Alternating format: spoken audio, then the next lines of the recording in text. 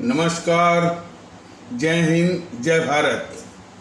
भारतीय अवाम ताकत दल अपने भारतीय भाई बहनों अर्थात अपने देश भारत की जनता अर्थात अपनी भारतीय अवाम से भारतीयता आधारित आपसी श्रद्धा, भारतीयता आधारित आपसी स्नेह, भारतीयता आधारित आपसी प्रेम, भारतीयता आधारित आपसी अखलाक मोहब्बत, भारतीयता आधारित आपसी सहयोग, भारतीयता आधारित आपसी सम्मान, भारतीयता आधारित आपसी एकता, भारतीयता आधारित आपसी भाईचारा तथा भारतीयता आधारित आपसी सद्भाव को समझने एवं उसे आत्मसात करके वैसा ही और उसी अनुसार आचरण एवं व्यवहार करने हेतु और इसके समस्त भारत में प्रचार प्रसार करने हेतु और इसकी अहमियत और महत्व को प्रत्येक देशवासी को समझाकर उसे अपनाते हुए वैसा ही और उसी अनुसार आचरण एवं व्यवहार करने हेतु और प्रत्येक देशवासी को अपना ही भारतीय भाई बहन मानकर, समझकर, अपनाकर उनके साथ वैसा ही और उसी अनुसार आचरण एवं व्यवहार करने हेतु सतत, सदैव और हमेशा अदब के साथ, आदर के साथ अर्ज करता है, विनती करता है। एक समाचार मिला है कि समाजवादी पार्टी के कुछ असामाजिक या गुंडा भी कह सकते हैं तत्वों ने शायद पूर्वी उत्तर प्रदेश का कोई जिला देवरिया है या पडरौना है, उसमें एक इस्लाम आस्था वाले भारतीय भाई या जिसे आप लोग जो है परंपरागत रूप से मुसलमान कहते हैं, लेकिन भारतीय अवाम ताकत दल उनको मुसलमान कहना जो है उचित और न्यायोचित नहीं मानता है। इसलिए कि इस देश में जो भी हमारे 138 करोड़ या 140 करोड़ हमारे जो भारतीय भाई बहन हैं, सबसे जो है भारतीयता का नाता जोड़ना है, भारतीयता की आत्मीयता जोड़ना है, सब में जो है भारतीयता आधारित भाईचारा और अखलाक मोहब्बत और सद्भाव लाना है। तो ऐसे जब इस परिवेश की आवश्यकता है तो किसी को मुसलमान, किसी को हिंदू, किसी को माने अन्य से अन्य संबोधनों से उनको संबोधित करना, ये कभी भी उस परिवेश के अनुकूल नहीं है या उस परिवेश के अनुसार जो है वो न्यायोचित नहीं है। जो परिवेश लाने की कोशिश की जा रही है भारतीय अवाम ताकत दल के द्वारा, इसलिए भारतीय अवाम ताकत दल उन भारतीय भाई बहनों के लिए जो संबोधन का इस्तेमाल करता है, हमारे इस्लाम आस्था वाले भारतीय भाई बहन, मतलब कहने का मतलब कि वो हमारे भारतीय भाई बहन हैं, वो हमारे अपने ही भारतीय भाई बहन हैं, सिर्फ इतना ही माने वो है कि उनकी आस्था इस्लाम में है। तो हमारे इस्लाम आस्था वाले भारतीय भाई जो पूर्वी उत्तर प्रदेश के किसी जिले माने देवरिया पडरौना के, उनको समाजवादी पार्टी के कुछ असामाजिक या गुंडा तत्व कह लीजिए, उन समूह ने इसलिए मार डाला कि उनको ये लगा कि इन्होंने समाजवादी पार्टी को वोट नहीं दिया। इस तरह का व्यवहार बहुत कुछ कहता है। पिछले कई एपिसोडों में के माध्यम से बताया गया है कि इन्हीं समाजवादी पार्टी के गुंडों ने जो है वो ये लखीमपुर खीरी में एक निघासन तबका पड़ता है, उसमें 2 स्कूल जाने वाली बच्चियां थी हमारे इस्लाम आस्था वाले भारतीय भाई बहनों के समाज से, तो इनकी गुंडई से वो तंग आकर के वो स्कूल जाने वाली बच्चियां जो कि हमारे इस्लाम आस्था वाले भारतीय भाई बहनों की समाज से थीं, उन्होंने आत्महत्या कर ली। यह भी हमारे प्रदेश के और हमारे देश के सभी भारतीय भाई बहन और विशेष करके हमारे इस्लाम आस्था वाले भारतीय भाई बहन विशेष रूप से इसको जाने। और एक घटना तो जो मैंने कई बार बताया हुआ है कि एक हमारे इस्लाम आस्था वाले भारतीय भाई बहनों के तबके से एक भूमिहीन थे, मतलब कि उनके पास कोई ज़मीन नहीं थी, तो ग्राम समाज की ज़मीन उनको आवंटित हुई। तो उस ग्राम समाज की ज़मीन आवंटित ज़मीन पर इन्हीं समाजवादी पार्टी के असामाजिक या गुंडे तत्व जो है उस पर कब्जा करके बैठे हुए थे। तो ग्राम समाज की ज़मीन आवंटित होने के बाद भी उन इस्लाम आस्था वाले भारतीय भाई बहनों के परिवार का उस पर कब्जा नहीं हो पा रहा था, और वो परिवार इलाहाबाद उच्च न्यायालय से आदेश भी लाया, तब भी वो लागू नहीं हो पा रहा था। और घूमते घूमते हम अपने कुछ अपने भारतीय जनता दल के पदाधिकारियों के साथ जब मैं उस परिवार से मिला और फिर इस बात को देखा, तो अपने पदाधिकारी जो कि महामंत्री थे समरनाथ यादव, जो कि पेशे से वकील थे, हमने इनको कहा कि वकील साहब यानी इस केस को देखिए।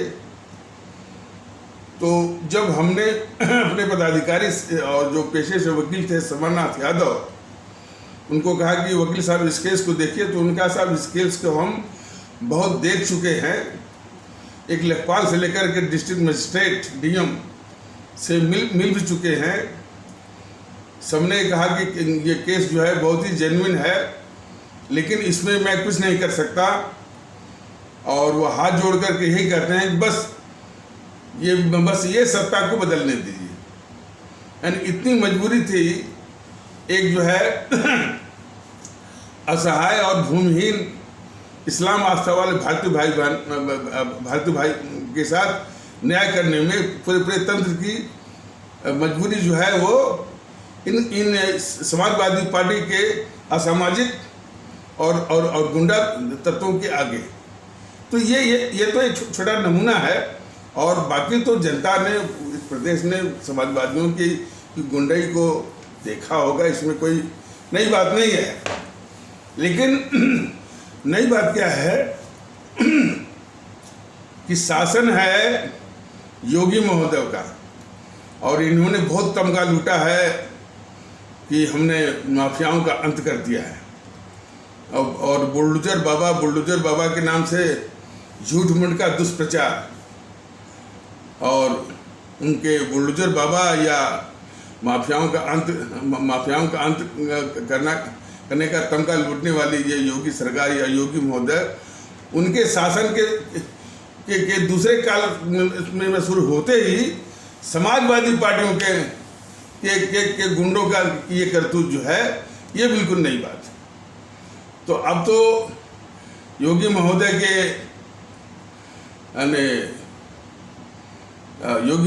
के माफियाओं का खत्म कर दिया इस तमगे के साथ, और बुलडोजर बाबा के तमगे के साथ समाजवादी पार्टी के भी जो है वो गुंडे को ये प्रदेश झेलेगा। अब उसका संकेत तो यही हुआ ना।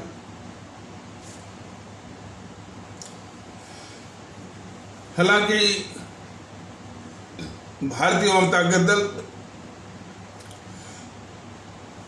इन विषयों में नहीं पड़ता है। शायद जो योगी महोदय का जो मुख्यमंत्री का जो दूसरा काल जो शुरू हुआ है, विभागों का या मंत्रालयों का जो जो बंटवारा हुआ है, तो उसमें एक संजय निषाद भी शायद इस भारतीय जनता पार्टी के साथ चुनाव लड़े थे। उनको शायद मत्स्य पालन, मछली पालन विभाग उनको मिला है और इससे बहुत खफा है और यह भी साथ कहते हुए सुने गए हैं कि वो सरकार को गिरा देंगे। क्या नहीं, संजय निषाद हुए, चाहे ओम प्रकाश राजभर हुए, चाहे अनुप्रिया पटेल हुई, ये लोग जो है, या असदुद्दीन ओवैसी जैसे लोग, ये खंडित समाज पर राजनीति करने वाले स्वार्थी किस्म के लोगों का यही हसर होता है कि जब उनकी स्वार्थ पूर्ति नहीं होती है तो उनका इसी तरह का चेहरा जो है वो सामने आता है। तो इन पर ज़्यादा जो है तवज्जो देने की आवश्यकता नहीं है। ये हमेशा जो है स्वार्थ को लेकर के, और ख़ास करके वो हमारे भारतीय भाई बहन जो इनकी खंडित राजनीति के, खंडित स्वार्थ नीति के शिकार होते हैं, उनको इनकी इस नीयत से जो है वो समझ जाना चाहिए। जितने हमारे इस तरह के भारतीय भाई बहन हैं कि ओम प्रकाश राजभर के वो मोह माया जाल में, उनके इस यानी दुष्चक्र में फंसे हुए हैं कि वो उनका भला करेंगे और वो खंडित समाज पर जो इस तरह की अपनी सत्ता हथियाने की जो स्वार्थ नीति, जिसे कि ये सब राजनीति कहते हैं, चला रहे हैं, उससे उन भारतीय समाज के उन तबकों का वो भला कर देंगे, कदापि नहीं। तो इस भ्रम से भी और इस तरह से खंडित समाज पर राजनीति करने वालों से भी हमारे वो भारतीय भाई बहन बिल्कुल सावधान हो जाएं, जागरूक हो जाएं और इनको और उनके दुष्चक्र या उनके मोह माया जाल से बाहर आ जाएं और भारतीयता के माहौल में आए, जहां सबके साथ बराबरी के आधार पर सबको समान देने की बात है। तो आवश्यकता इस बात है कि सभी लोग कोई अपने को, देखिए ये सबसे बड़ी गलती है कि अभी भी लोग जो है वो स्वयं अब अपने को निषाद समझते हैं, बाकी लोग उनको निषाद कहते हैं, स्वयं अपने को राजभर कहते हैं, बाकी लोग उनको राजभर कहते हैं। ये चीज़ बंद होनी चाहिए। वो हमारे भारतीय भाई बहन हैं, उनका सम्मान, उनका प्रतिष्ठा, उनकी इज्जत इस भारत देश में एक भारतीय भाई बहन के रूप में होनी चाहिए। इसी की आवश्यकता है और इसीलिए ये भारतीय जनता दल पूरे देश में ये मुहिम चला रहा है कि प्रत्येक देशवासी की हैसियत, उसकी पहचान और उसका संवैधानिक वजूद, ये सारी बातें जो है वो इसलिए है कि वो भारतीय है और उसी रूप में उसकी इज्जत, प्रतिष्ठा, मान सम्मान जो है होने की आवश्यकता है और यही चीज़ वो बार बार वो बता रहा है। इसमें विशेषता इस बात की है कि इन मार्मिक और गूढ़ महत्वपूर्ण बातों को हमारे समाज के वो तबके जिनका कि ज्ञान स्तर उतना ऊंचा हुआ नहीं है, वो इसको महत्व दे रहे हैं। और चूंकि जिस शैली में ये बातें जो है भारतीय जनता दल और अर्थात मैं YouTube के पैगाम के माध्यम से मैं कह रहा हूँ, उसमें कुछ वो लिटरेरी या साहित्यिक बातों का जो कि जिनका ज्ञान स्तर कुछ बढ़ा हुआ हो, उनके लिए ये काफ़ी जो है काफ़ी काम की चीज़ें होती हैं और उनसे ये अपना देश और अपना भारतीय समाज विशेष करके अपना भारतीय जनता दल ये अपेक्षा करता है कि वो इसमें भाग लेकर के इसको आगे बढ़ाएं। लेकिन वो तबका इसमें अभी भी तमाशबीन बना हुआ है, ये दुख की बात है। तो खैर कोई वो निराशा नहीं है, लेकिन ये समस्या है ये समस्या ऐतिहासिक है और उनको भी साथ में लाएगा। और ऐसी बात नहीं, वहाँ से भी प्रतिक्रियाएँ आती हैं, वहाँ से भी मैंने प्रतिक्रियाएँ आती हैं, इसके समर्थन में आती हैं, लेकिन उस गति से नहीं आ रही जिस गति से इसकी अपेक्षा है।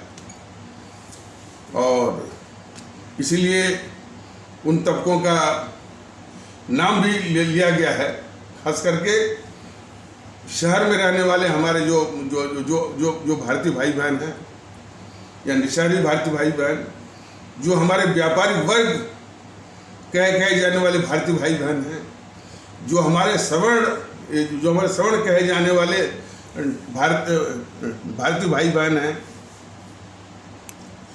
तो हमारे सवर्ण कहे जाने वाले भारतीय भाई बहन हैं, और हमारे जो ओबीसी कहे जाने वाले भारतीय भाई बहन, हमारे यादव कहे जाने वाले भारतीय भाई बहन, और बौद्धिक वर्ग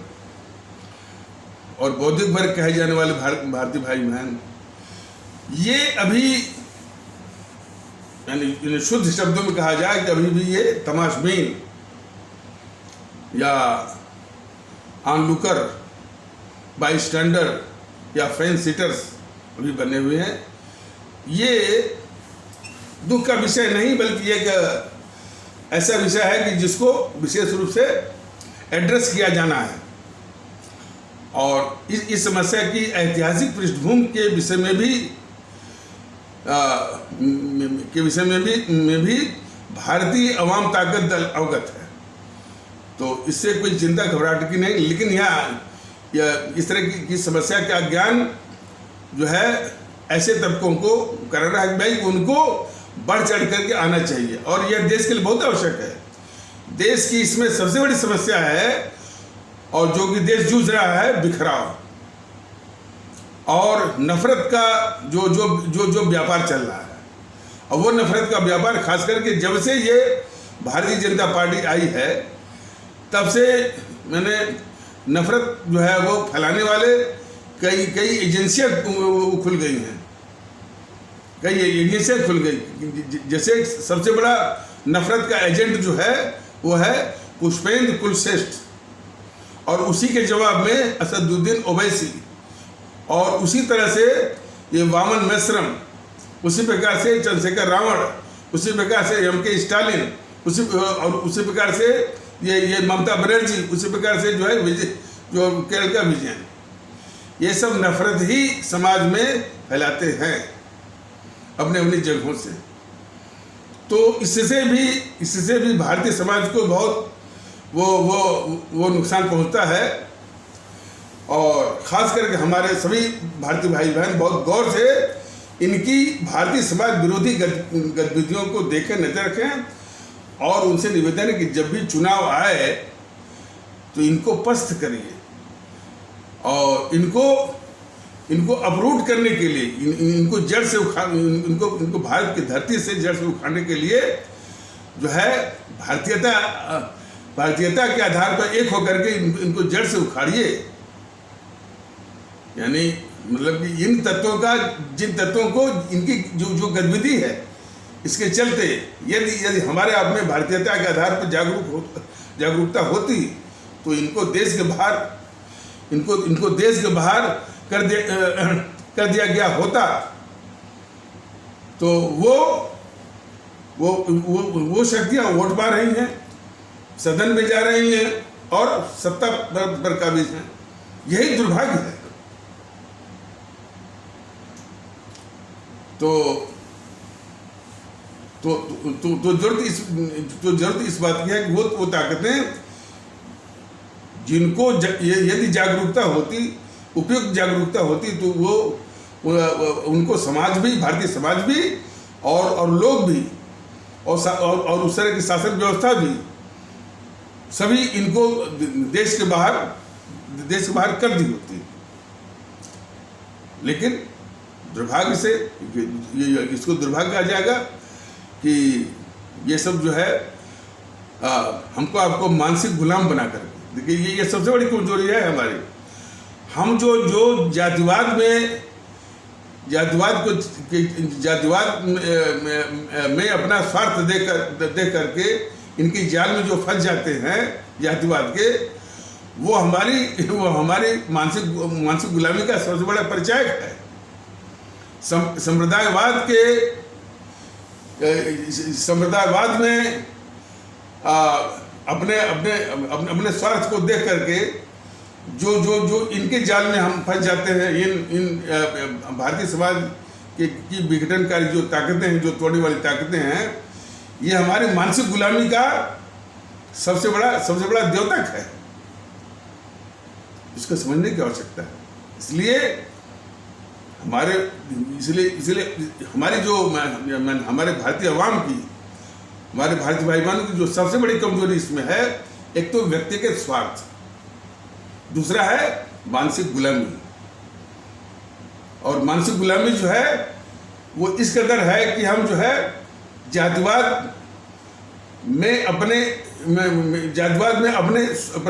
स्वार्थ को साथ देते हैं कि ये देखते हैं कि भाई कि ये अमुक व्यक्ति मेरी जात का है, तो वो कितना भी समाज के लिए नुकसानदेह है, समाज के लिए अभिशाप है, और वो कितना भी भ्रष्ट और अपराधी है, और भी तमाम दुर्गुण उसके साथ हैं, लेकिन चूंकि वो मेरी जात का है, इसलिए उसी को जो वोट करना जो है, ये सबसे बड़ी मानसिक गुलामी का परिचायक है।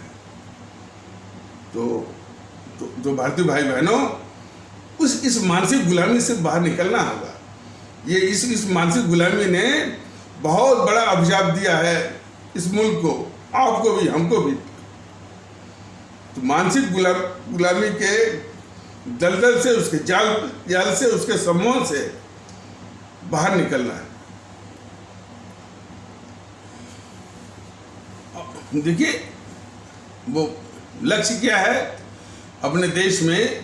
भारतीयता आधारित माहौल, और जिस माहौल के अंतर्गत सभी भारतीय भाई बहनों में भारतीयता आधारित आपसी प्रेम और आपसी सहयोग, आपसी इखलाक मोहब्बत, आपसी भाईचारा, ये आने की आवश्यकता है। इसी के भाव में अपने भारतीय समाज में बिखराव की और नफरत की तमाम वो समस्याएं हैं, और जो शक्तियां जो लगी हुई हैं कि ये बिखराव जारी रहे। भारतीय जनता दल अभी जिसके पास संसाधन की कमी है, और अभी फिलहाल इसलिए वो YouTube के माध्यम से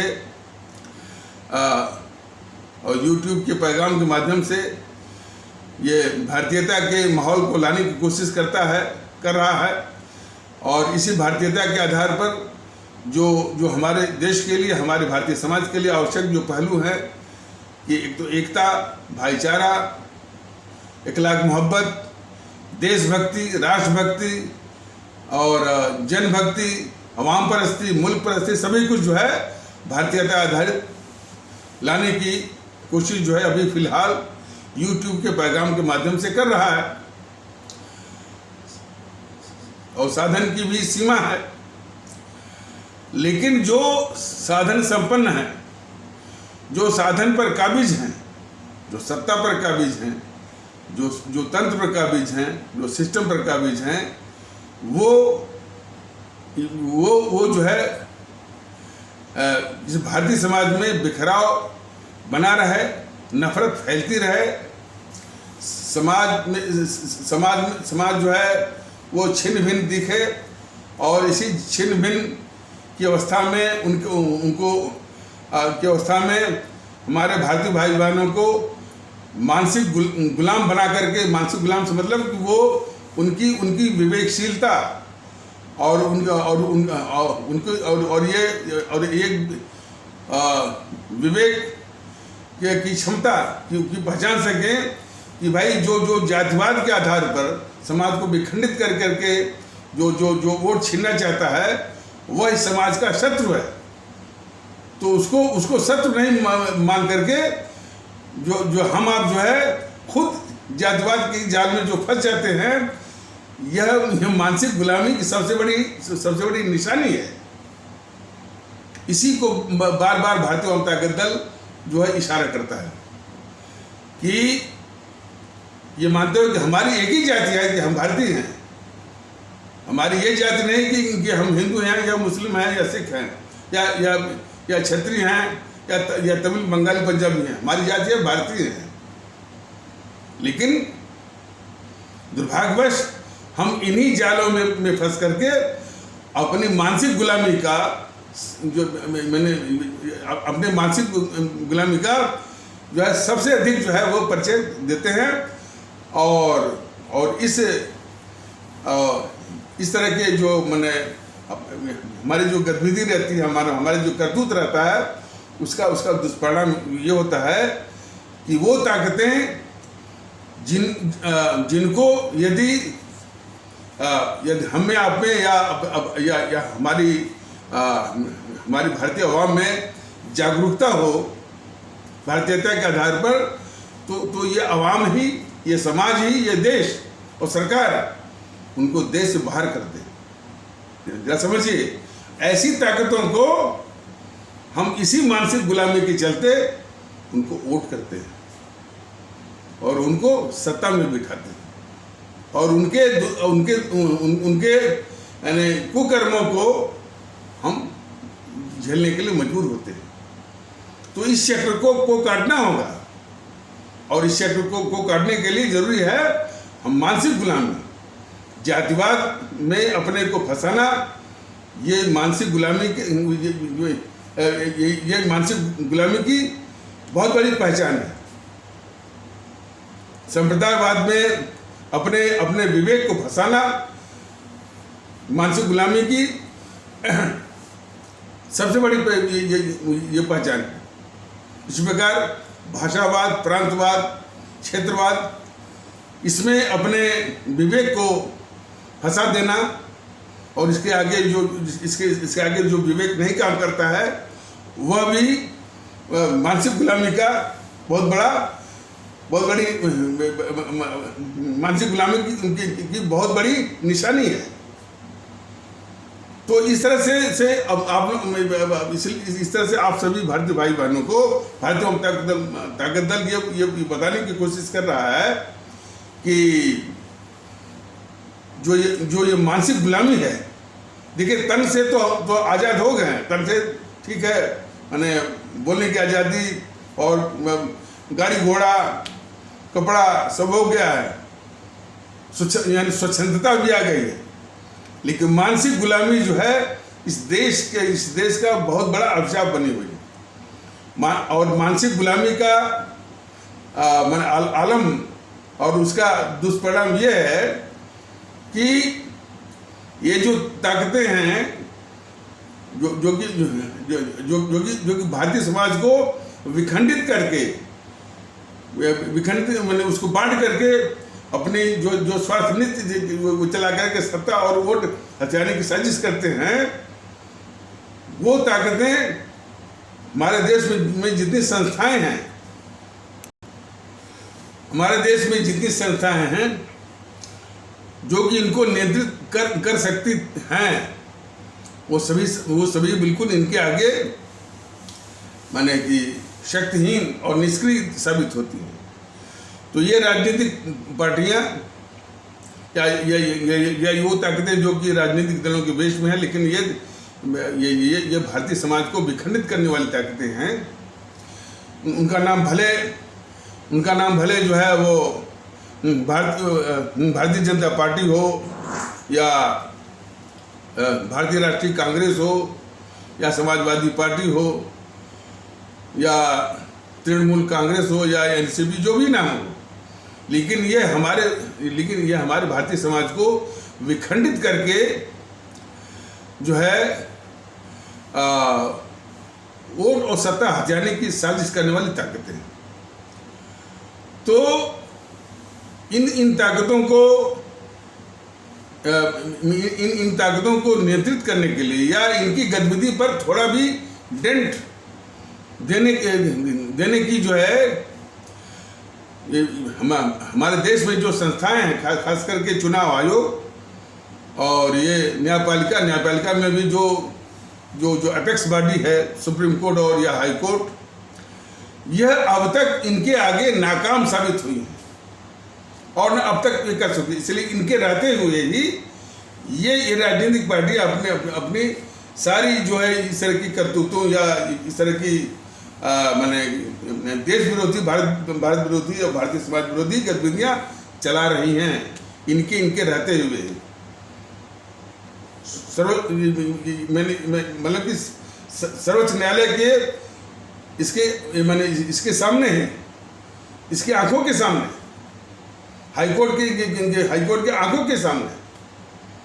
अब इसको यानी इसको बड़न न किया जाए, हमेशा नहीं करें कि इसका वर्णन न किया जाए तो ही अच्छा। इसका वर्णन यदि किया जाए तो कई महीने, साल लग जाएंगे कि हमारे सुप्रीम कोर्ट की आंखों के सामने, हमारे हाई कोर्ट के आंखों के सामने, हमारे चुनाव आयोग के सामने ये जो समाज को तोड़ने वाली ताकतें हैं, समाज को विखंडित करने वाली ताकतें हैं, सरेआम तांडव करती हैं। तांडव करके जब वोट और सत्ता हथियाती हैं और ये जो संस्था हैं इनके आगे बिल्कुल निरीह, विवश, हेल्पलेस, स्पाइनलेस साबित होती है। और तो बस एकमात्र जो है एक आशा बच जाती है कि हमारी आवाम कम से कम चुनाव के वक्त में इनको दंडित करे। और हमारी आवाम का दुखड़ा ये है कि वो मानसिक गुलाम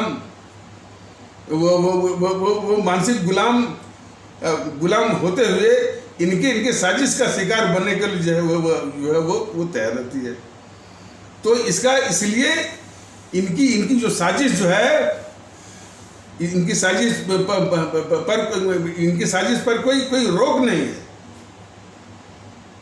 जो अंतिम जो है एक आशा है कि भाई कि अवाम इनको वो पनिश कर देगी, अवाम इनको दंडित कर देगी, लेकिन अवाम खुद मानसिक गुलाम होकर के इनकी साजिश का शिकार बनने के लिए वो तैयार रहती। तो जरा गंभीरता से सोच के देखिए कि यानी जो है कितनी बड़ी समस्या है। इसीलिए भारतीय जनता दल अपने भारतीय भाई बहनों को मानसिक गुलामी से बाहर निकालने के लिए, जातिवाद में अपने दिमाग को फंसाना, अपने विवेक को फंसाना, ये मानसिक गुलामी की सबसे बड़ी निशानी है। उसी प्रकार जितने भी और वाद हैं, संप्रदायवाद या सांप्रदायिकता या भाषावाद, प्रांतवाद, क्षेत्रवाद, समूहवाद, इसमें अपने विवेक और जो है और विवेकशीलता या विवेक क्षमता या अपने बुद्धि का प्रयोग को कुंठित कर देना जो है, ये मानसिक गुलामी की सबसे बड़ी निशानी है, उसकी पहचान है। इतना विवेक होना चाहिए कि भाई जो ये समाज को तोड़ने वाले, जैसे मतलब कि अब जैसे ये भारतीय जनता पार्टी है, इसने सत्ता हथियाई, ये चुनाव कैसे जीत रही है, 80-20 समाज को तोड़ करके। ये 80 जो है हिंदू है और बाकी 20 मुस्लिम है। बताइए, तुरंत जो है यदि जागरूकता होती तो 80-20 कहने वाले को इस देश के बाहर जो है कर दिया गया होता।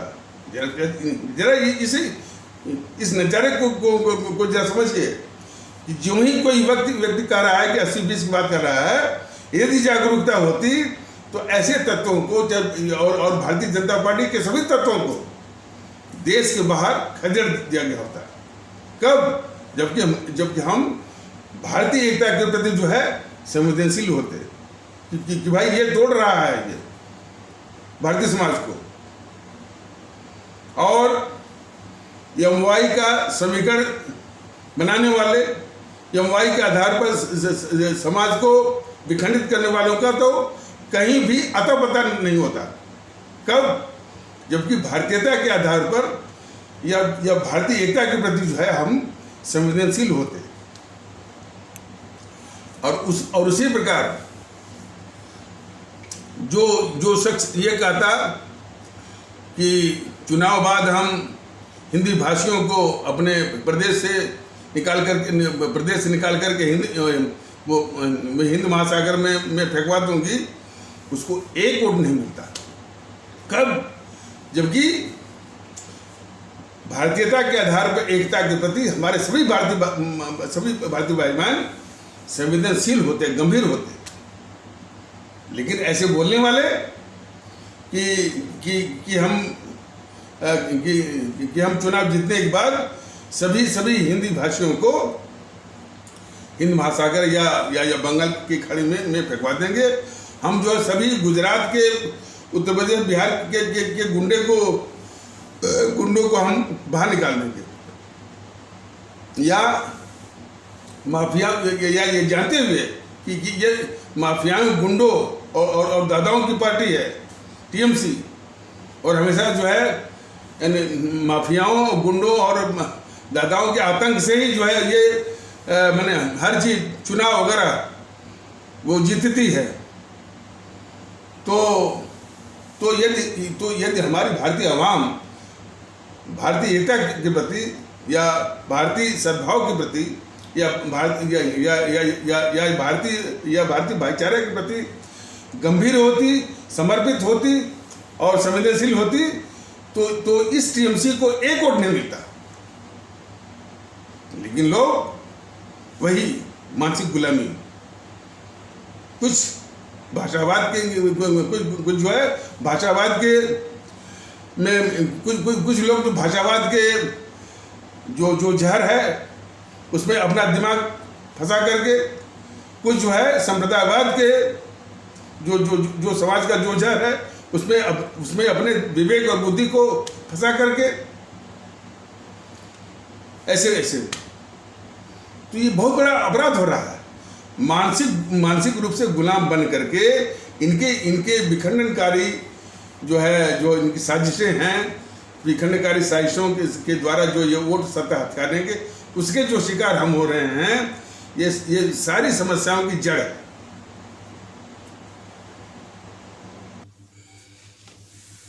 और एक एक करके ये उदाहरण मैं अब आप सभी भारतीय भाई बहनों के समक्ष मैं ला रहा हूं।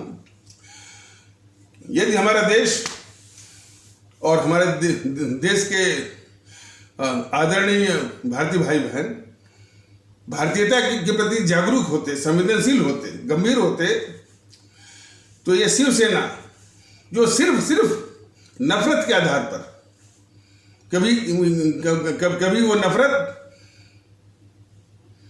वो नफरत का निशाना हमारे दक्षिण भारतीय भाई बहनों के खिलाफ और हमारे इस्लाम आस्था वाले भारतीय भाई बहनों के खिलाफ तो बराबर, और हमारे उत्तर प्रदेश के और हमारे उत्तर प्रदेश के भारतीय भाई बहनों के खिलाफ, हमारे बिहार के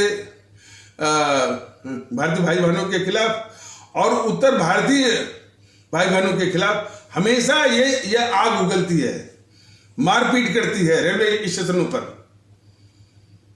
तो आप सभी बताएं, क्या ऐसे संगठन को एक वोट जो है वो एक वोट भी उसको मिलना चाहिए? लेकिन मिल रहा है, उसको समर्थन मिल रहा है, उसके एमएलए बन रहे हैं, उसके एमपी बन रहे हैं, और वो सरकार बना रही है, और सत्ता की इतनी लालची है कि 30 साल तक जो है वो भारतीय जनता पार्टी के साथ रही, और उसी सत्ता के लिए जो है उसी की चरण और शरण में गिर पड़ी, जिसको हमेशा वो गाली देती रही जेएनपीसी को।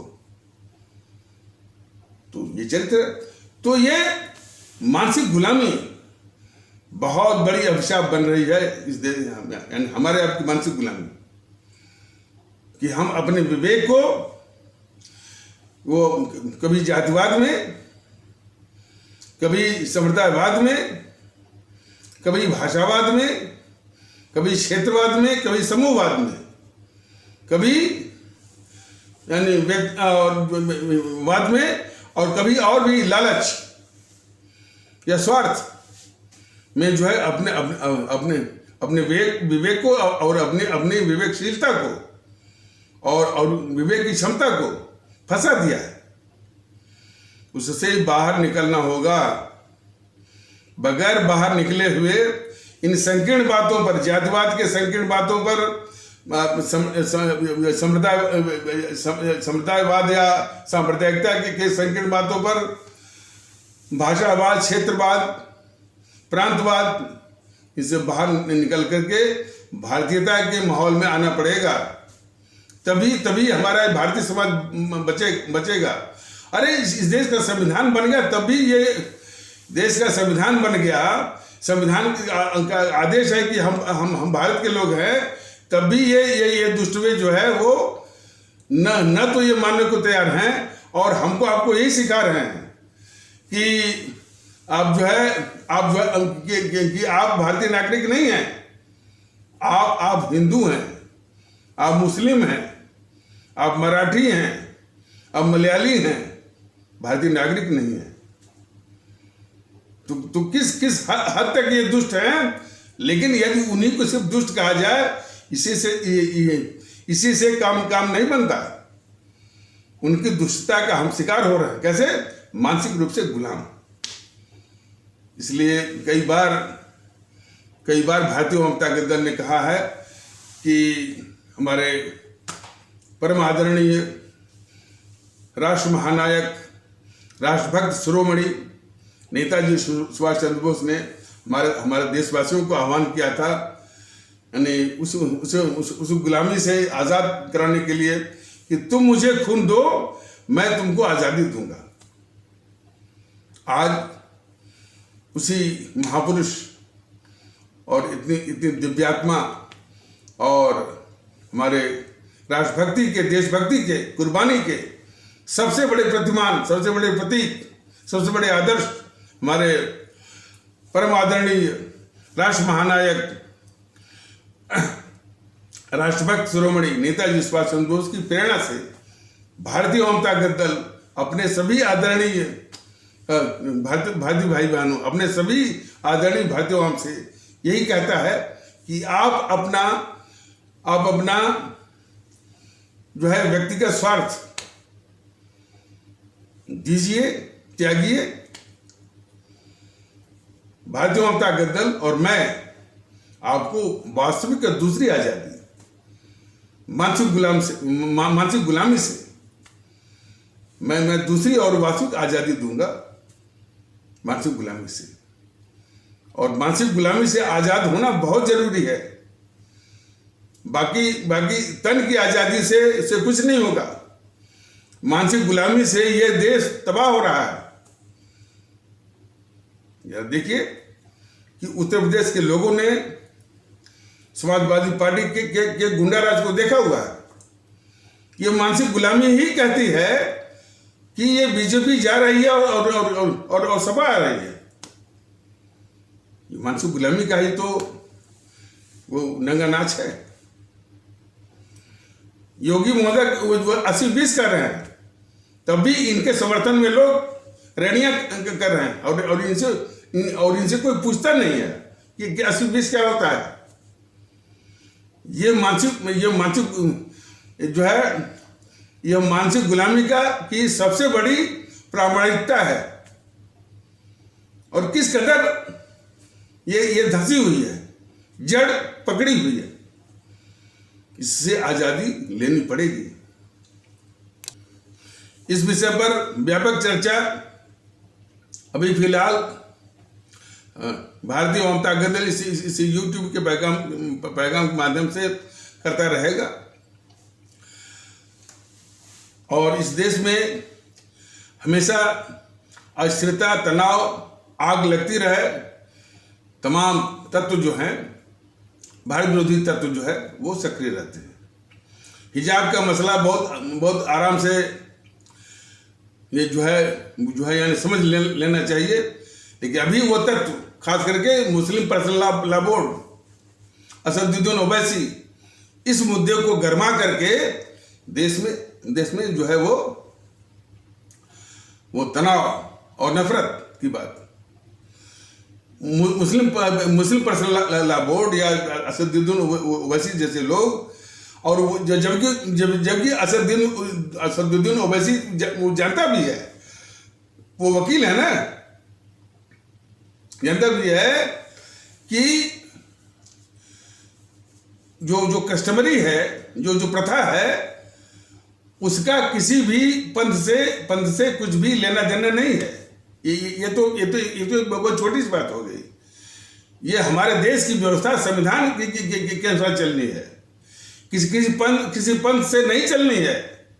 बेवकूफ असदुद्दीन ओवैसी, इस बात को समझो, और कम से कम जो है पर्सनल लॉ बोर्ड जैसी वो संस्थाओं में भी कुछ ज्ञान बांटो कि हमारा देश जो है किसी भी पर्सनल लॉ बोर्ड, चाहे हिंदू पर्सनल लॉ बोर्ड हो, चाहे हिंदू कोड बिल हो, चाहे हिंदू कोड हो, चाहे सिख पंथ का कोई कोड हो, चाहे ईसाई पंथ का कोड हो, इससे हरगिज हमारे देश की व्यवस्थाएं नहीं चलनी हैं।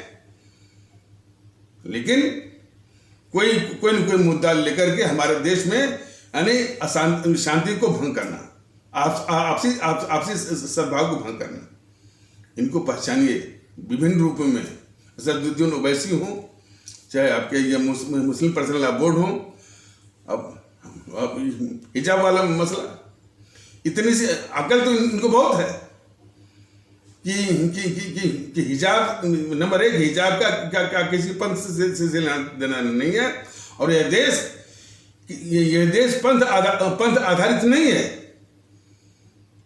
यह देश भारतीय संविधान आधारित है।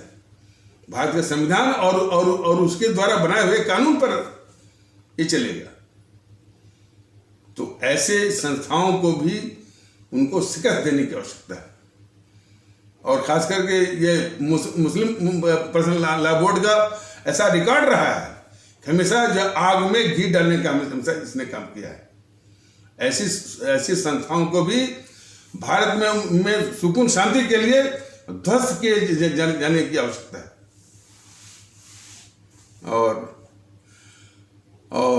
और जो ये असदुद्दीन ओवैसी है, मतलब कि इसको हम थोड़ा बहुत वो समझदार समझते थे, लेकिन हर वक्त किसी न किसी मुद्दे को गर्मा करके जो है इस देश में, जिस देश को शांति सुकून सद्भाव की इतनी आवश्यकता है, बिखराव की इतनी बड़ी समस्या है, कोई न कोई बात लेकर के।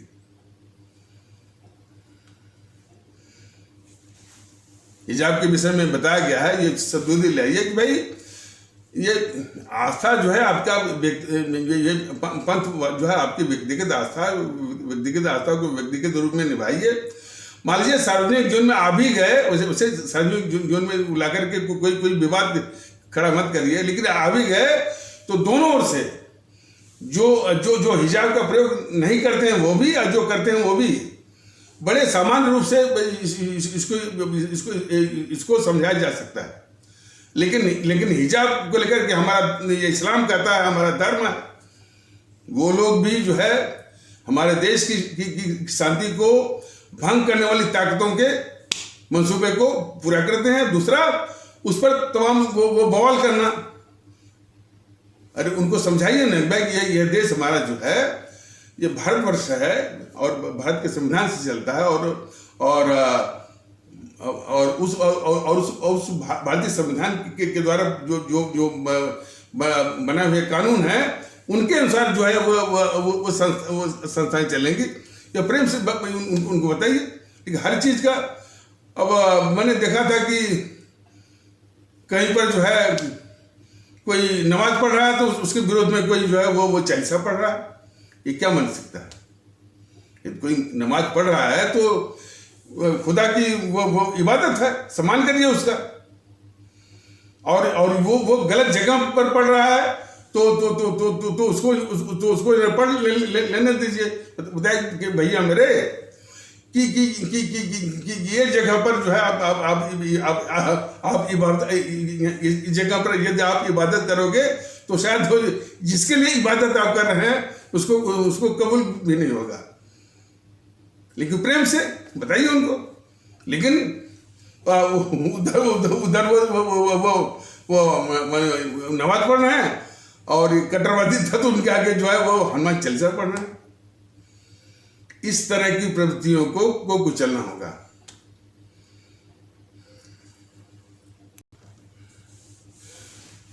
ये मानसिक गुलामी का ही परिचायक है कि जो आवश्यक मुद्दे हैं कि हमारे देश में कैसे सुकून लाया जाए, वो सुकून लाया जाए, शांति लाया जाए, आपस में सद्भाव लाया जाए, इसके प्रति इसकी हमेशा सुनियोजित रूप से हत्या की जाती है। इसके बदले में ये विकास लो, एक्सप्रेसवे लो, हाईवे लो, ये विकास की बात करके चाहे योगी हो चाहे मोदी हो, आप एक हाथ से विकास देंगे और दूसरे हाथ से जो नफरत बेचेंगे, यह देश को कबूल नहीं है।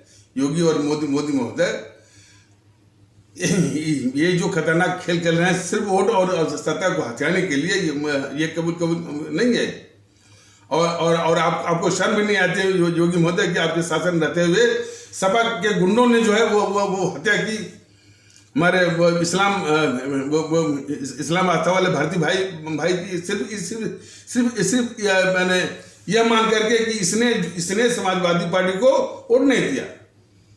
तब तो ये वही गुंडे हुए कि जो कि टीएमसी के गुंडों ने जो है हमारे भारतीय भाई बहनों को पश्चिम बंगाल में उनके खिलाफ हिंसा फैलवाई। लेकिन वहां तो शासन जो है वहां तो शासन ममता बनर्जी का था और यहाँ शासन तो आपका है। और जो है अत्याचार कर रहे हैं समाजवादी पार्टी के लोग। शर्म आनी चाहिए आप।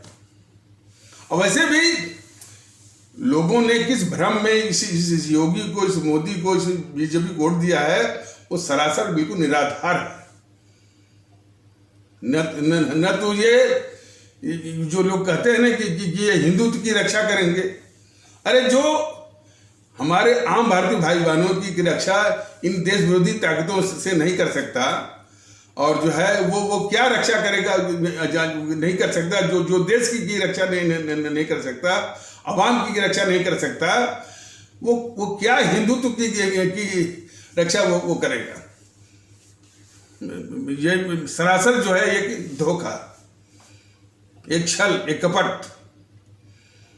तो इनके छल और कपट, बीजेपी वालों के छल कपट और धोखा को अच्छी तरह से जो है वो बेनकाब करना है।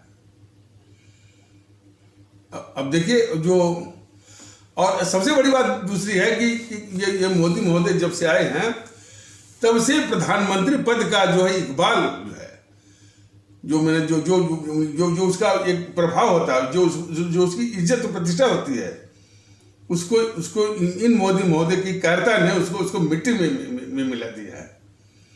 और जो इज्जत मुख्यमंत्रियों से मिलनी चाहिए, जो इज्जत मुख्यमंत्रियों से मिलनी चाहिए प्रधानमंत्री को, ये मुख्यमंत्री इज्जत देने के बजाय गाली दे रहे हैं।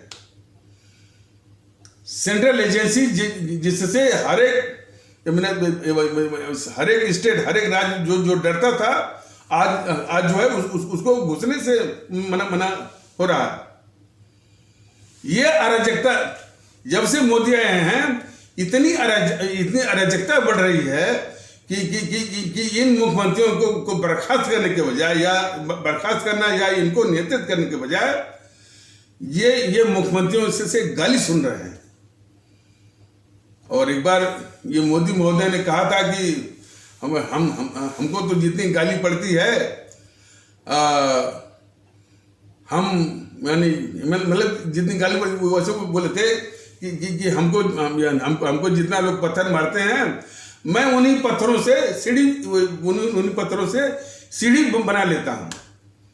महोदय आप पत्थर खाइए, लेकिन मोदी के महोदय में, लेकिन प्रधानमंत्री के रूप में भी आप जो है लोगों से पत्थर खाइए, यह देश को मंजूर नहीं है। आपको पत्थर खाना है और आपको पत्थर खाने का शौक है, खाइए, लेकिन इस्तीफा आप दीजिए। प्रधानमंत्री के इकबाल को प्रधानमंत्री पद की प्रतिष्ठा को जो आप जो है तबाह कर रहे हैं। यह मुल्क को मंजूर नहीं है। तो इन महोदय की जो कायरता है, मोदी महोदय की जो कायरता है, जो अराजकता, जो अराजक ये शासन चला रहे हैं, उसी का दुष्परिणाम है कि ममता बनर्जी जैसी इस देश के दुश्मन जैसी घोर गद्दार जो है वो मुख्यमंत्री पद पर बनी हुई है। यह मोदी महोदय की कायरता, अराजकता और जो है वो नपुंसकता ही है कि केजरीवाल जैसा देश का दुश्मन, देश का गद्दार जो है मुख्यमंत्री के पद पर, उसकी सरकार जो है पंजाब में बनी हुई है।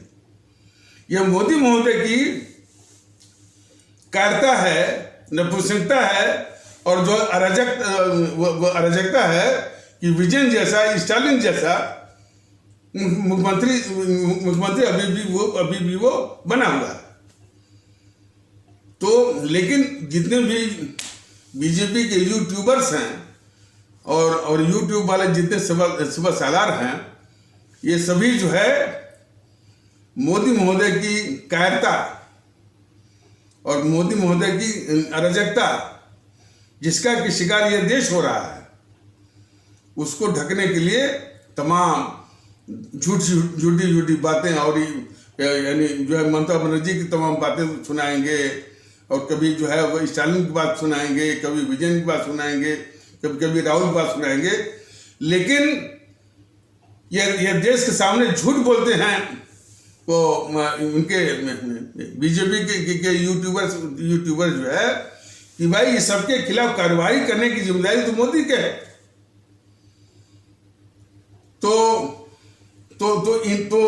इनके कहने का क्या मतलब है?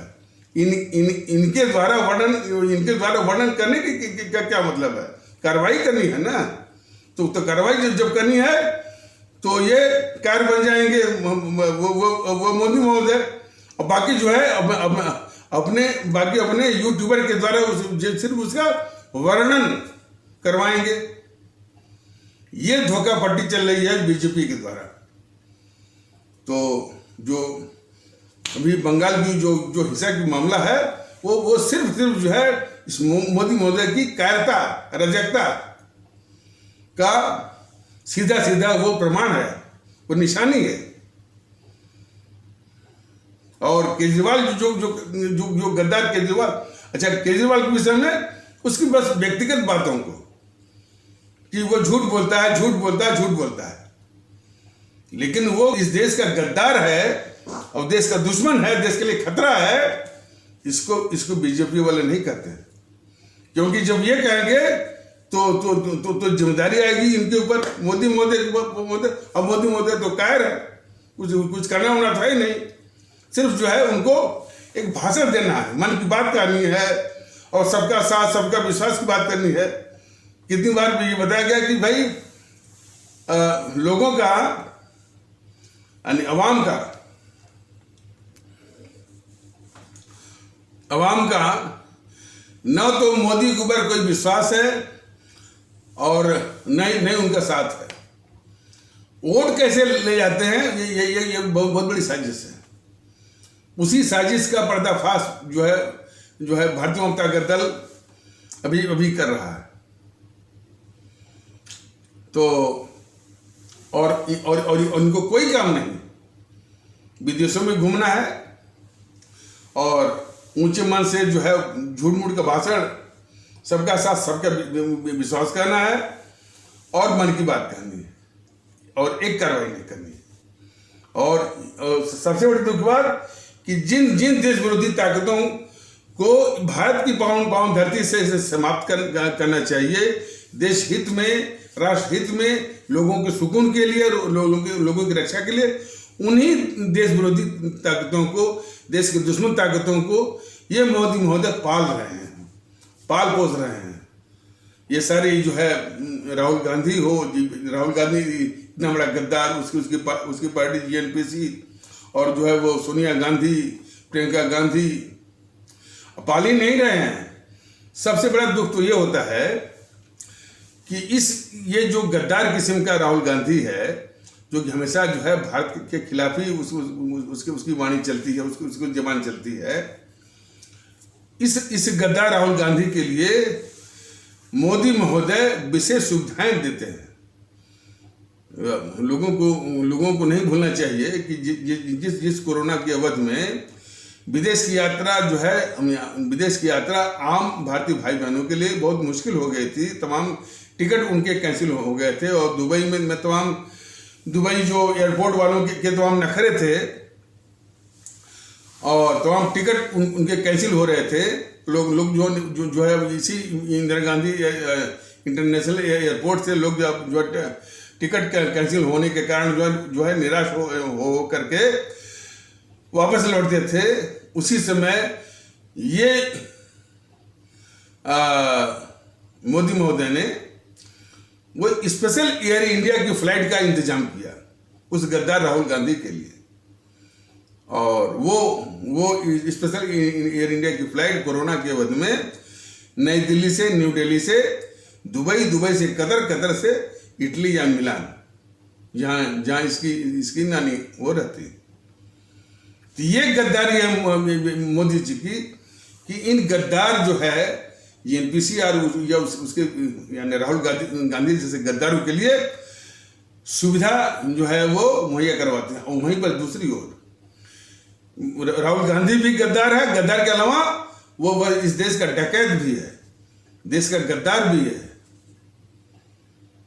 उसके लिए ये सुविधा ये मुहैया करवाते हैं कौन? जो कहते हैं, जो राष्ट्रवाद का मुखौटा वो ओढ़े हुए हैं और जो अपने को राष्ट्रवादी कहते हैं सब, और बोलते हैं कि सबका साथ सबका विश्वास। मैंने तो कहा कि भाई आपके ऊपर तो जनता के द्वारा विश्वास करने का कोई सवाल ही नहीं उठता। आप पर विश्वास सिर्फ कर सकते हैं तो राहुल गांधी कर सकता है, वो सोनिया गांधी कर सकती है, प्रियंका गांधी कर सकती है, ये समाजवादी पार्टी के मुलायम सिंह, अखिलेश ये कर सकते हैं। जनता आप पर विश्वास नहीं कर सकती है। जनता को आपने कितना धोखा दिया है यह देश ने देखा है। तो इस गद्दार राहुल गांधी के लिए यह तो एक नमूना है। जीएनपीसी के जितने भी उद्योग हैं, जितने भी व्यापारिक धंधे हैं इसी देश में मोदी जी के संरक्षण में आराम से चल रहे हैं। कई उसके एनजीओज हैं, कई उसके फार्म हाउसेज हैं। 3000 क्लस्टर बसें जो है वो चलाई जा रही है इसी दिल्ली में, सोनिया गांधी की सब चलाया जा रहा है। वहीं पर राहुल गांधी हो, चाहे सोनिया गांधी हो, चाहे प्रियंका गांधी, वो भी इस देश के नागरिक हैं और एक दूसरे भी हमारे नागरिक हैं, उतनी हैसियत रखते हैं। हमारे मजदूर भारतीय भाई बहन किस तरह से यानी निर्ममता के साथ, बेरहमी के साथ इस गद्दार केजरीवाल ने उन मजदूर भारतीय भाई बहनों को दिल्ली से निकाला और पैदल जो है वो चलने के लिए मजबूर किया। वो हजारों किलोमीटर तक वो भारतीय भाई बहन, वो भी इस देश के नागरिक हैं मोदी महोदय, उनको इसने मजबूर किया। आपने इसको बर्खास्त किया। आप तो तब से इस गद्दार केजरीवाल को पाल रहे हैं ना। और वो हमारे मजदूर भारतीय भाई बहन हजारों किलोमीटर तक वो चलने को मजबूर हुए। उसमें कुछ हमारी बच्चियां, कुछ बहुएं जो गर्भवती थी, वो यानी पैदल चलने के कारण उनकी मृत्यु हो गई। तो ये कहते हैं मोदी महोदय सबका साथ सबका विश्वास। हमारे आम आदमियों का विश्वास कैसे होगा इनके ऊपर? इनको ऊपर विश्वास सिर्फ कर सकता है तो वो गद्दार राहुल गांधी या और भी गद्दार किस्म की। हाँ, हमारी वो आवाम जो भुगत रही है वो नहीं। अरे महंगाई जो है हमारे भारतीय भाई बहनों को खा रही है, लेकिन ये इस जिद पर अड़े हुए हैं कि जो सोनिया और राहुल का ने जो लूट करके जो काला धन जमा किया विदेशों में, जो कि इसमें लगभग 200 लाख करोड़ के आसपास पहुंच गया है, उसको नहीं छूना है। इसके लिए वादा तो बहुत किए, बहुत झूठ बोले कि कांग्रेस ने बहुत पैसा लूटा है, बहुत लूटा है, और जब उसको लाने की बात हो गई तो ये सुट हो गए। तो इतने तो झूठे हैं ये। और कालाधन तो लाए नहीं, उस पर से मैंने इन देश के डकैतों को, राहुल गांधी इत्यादि को हाथ में एक मुद्दा थमा दिया कि मोदी चोर है, मोदी चोर है, मोदी चोर है। और इतना भी मैंने उसके आगे नैतिक रूप से इतना हीन है, ये हीन होकर के उसको मौका देते हैं कि भाई जो वो कहता है वो लोगों को सही लगे। तो कभी भी इस बीजेपी वालों ने मोदी ने पलट कर ये नहीं कहा भाई कि हम चोर नहीं हैं, डकैत तुम हो। इतना कहने का भी साहस जो है नैतिक साहस इनको नहीं हुआ। ये देश को कितना शर्मसार करते हैं कि हमारे देश के लोग इसलिए हत्या से अभिशाप है। वोट कैसे पा रहे हैं उसकी एक दूसरी जो मैकेनिक्स है, उसकी एक टैक्टिस है। और उस टैक्टिस में एक है कि ये फैलाए हुए हैं हमारे हिंदू सनातन आस्था वाले भारतीय भाई बहनों में, यही जो है हिंदुओं के रक्षक हैं। कोई इनसे ने पूछा कि भाई हिंदुओं की रक्षा की जरूरत नहीं है, जरूरत है भारतीयों की रक्षा हो, देश की रक्षा हो। जिस प्रकार ये फैलाई थी ना जेएनपीसी कि मुस्लिम के रक्षक सिर्फ वो कांग्रेस है। और आज भी तमाम इस्लाम आस्था वाले भारतीय भाई बहनों के तमाम ऐसे तबके हैं जिनके दिमाग में जेएनपीसी बसी हुई है। शायद उनको मालूम नहीं कि ये जेएनपीसी तो कहती है भाई कि ये मुसलमान गटर में है तो गटर में ही पड़े रहे। जेएनपीसी कहती है कि ये मुसलमान यदि गटर में हैं तो गटर में ही पड़े रहे। गटर से बाहर निकालने की जिम्मेदारी कांग्रेस की नहीं है। ये जेएनपीसी कहती है, जेएनपीसी के कुछ नेता कहते हैं कि कांग्रेस के हाथ मुसलमानों के खून से रंगे हैं। सचर कमेटी कहती है कि इस कांग्रेस ने वोट तो लिया, हमारे इस्लाम आस्था वाले भारतीय भाई बहनों से वोट तो लिया, लेकिन इनको सबसे अधिक गरीब, सबसे अधिक बेरोजगार, सबसे अधिक अशिक्षित और कहीं तो जो है हमारे अनुसूचित और जाति और अनुसूचित जनजाति कहे जाने वाले भारतीय भाई बहनों से भी इनकी बदतर और माली हालत है। देखिए ना, वैसा ही छल कपट आज बीजेपी जो है हमारे हिंदू सनातन आस्था वाले भारतीय भाई बहनों से कर रही। तो इसलिए अपने हिंदू सनातन आस्था वाले भारतीय भाई बहनों से विशेष और विनम्र विनती है कि इस बीजेपी के झूठ और दुष्प्रचार और मोहमाया जाल से बाहर निकलिए। जो देश की रक्षा नहीं कर सकता, बाहरी नहीं आंतरिक की बात हो रही है। आंतरिक रूप से जो देशवासियों की, हमारे भारतीय भाई बहनों की रक्षा नहीं कर सकता और इन्हीं देश विरोधी ताकतों के हवाले वो कर देता है, वो हिंदुत्व की रक्षा क्या करेगा? बिल्कुल नहीं। और खास करके जो विखंडन के आधार पर जो वोट बटोरता है, तो दुखड़ा कई है, लेकिन सबका निदान क्या है कि हम मानसिक गुलामी से बाहर आए हैं। हम जो है वो सांप्रदायिकता या संप्रदायवाद या जातिवाद या भाषावाद, प्रांतवाद में जो अपना दिमाग हम जो अपने दिमाग को, अपने विवेक को, अपने विवेकशीलता को और विवेक की क्षमता को जो फंसाए हुए हैं, यह मानसिक गुलामी की सबसे बड़ी निशानी है। तो उसी के इलाज के लिए है भारतीयता के प्रति संवेदनशील होइए और भारतीयता आधारित आपसी एकता, आपसी एकलाग मोहब्बत, आपसी सद्भाव, आपसी भाईचारा। लेकिन इसके साथ साथ जो इस भारतीय एकता को तोड़ने में लगे हैं और खुले राव छुट्टे सांड की तरह ये गद्दार पुष्पन कुलश्रेष्ठ, असदुद्दीन ओवैसी और ये वामन मसरम और चंद्रशेखर रावण जो खुलेआम जो है वो नफरत फैला रहे हैं, उनको भी शिकस्त देने की सोचिए। जब ये गद्दार पुष्पेंद्र कुशवाहा की सभाओं में जब दिखाई दे जब लोग दिखाई पड़ते हैं तो ये आत्मा को बड़ी तकलीफ होती है कि जो देश में नफरत फैला रहा है, बेच रहा है, भाईचारे का जिस भाईचारे की देश को इतनी आवश्यकता है, उसका मजाक उड़ा रहा है ये गद्दार पुष्पेंद्र कुशवाहा। जब उनकी सभाओं में लोगों को देखा जाता है, आत्मा को बहुत तकलीफ होती है। उसकी गतिविधि उसकी गतिविधि को कुचलने का इंतजाम करिए। और उसी प्रकार असदुद्दीन ओवैसी की सभाओं में जब लोग दिखाई पड़ते हैं तब भी आत्मा को बहुत तकलीफ होती है। तो इसके विषय में सोचिए आप लोग, और भारतीयता के विषय में सोचिए, और अपने भारतीय भाई बहनों के विषय में सोचिए। तो इन्हीं आवश्यक शब्दों के साथ इस आवश्यक पर चर्चा को यहीं पर विराम दिया जाता है। तब तक के लिए नमस्कार, जय हिंद, जय भारत।